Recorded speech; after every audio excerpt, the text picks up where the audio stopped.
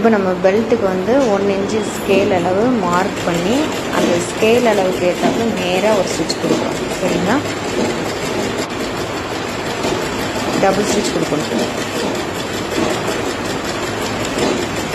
அதுக்கப்புறமா அதை வந்து டபுள் ஃபோல்டு பண்ணி ஸ்ட்ரெயிட் ஸ்டிச் கொடுக்குறோம்.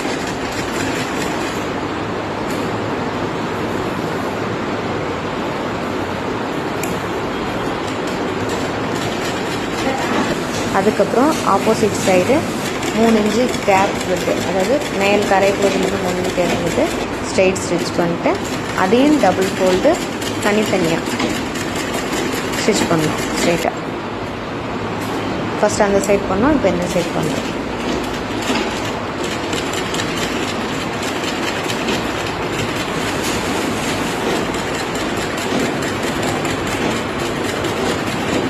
அதுக்கப்புறம் மேலே வந்து நம்ம கயர் விடுவோம் இல்லையா, அந்த இடத்துக்கு ஏற்றாப்புல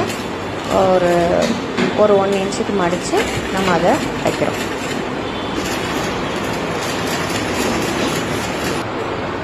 அதுக்கப்புறமா பேண்ட்டு கிராச் லைனை வந்து இது பண்ணுறோம். நல்ல பக்கம் ரெண்டும் மீட் பண்ணுற மாதிரி வச்சு 1/2 இன்ச்சு அளவுக்கு நம்ம வந்து ஸ்ட்ரெயிட் தையல் பண்ண போகிறோம். சரிங்களா? அதான் இப்போ அவங்க பண்ணுறாங்க. 1/2 இன்ச்சுக்கு லைன் போட்டாச்சு. அந்த லைன் மேலேயே அவங்க ஸ்டிச் பண்ணுறாங்க.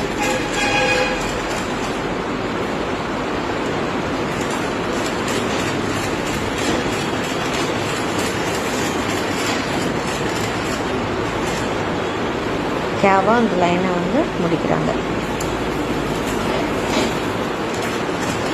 2 சைடும் இன்னொரு சைடும் நம்ம பண்ண போகிறோம். அதையும் முடிச்சாச்சு.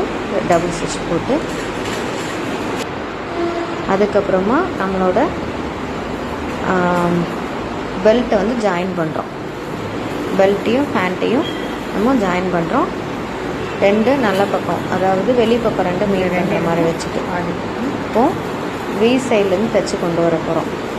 வி சைட்லேருந்து, அதாவது விங்கிறது வந்து நம்மளோட சைட்லேருந்து சென்ட்ரு வரைக்கும் கொஞ்சம் தூரத்துக்கு நேர் தையல் போட்டு அதுக்கப்புறம் மீதி இருக்கிற பார்ட்ஸ்க்கு வந்து இடுப்பு சுற்றளவுக்கு ஏற்றாப்புல நம்ம பேண்டோட அளவை வந்து ப்ளீட்ஸ் வைக்கிறோம்.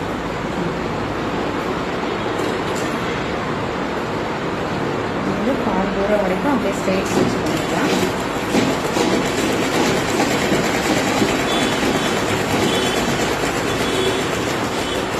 ஓகேவா?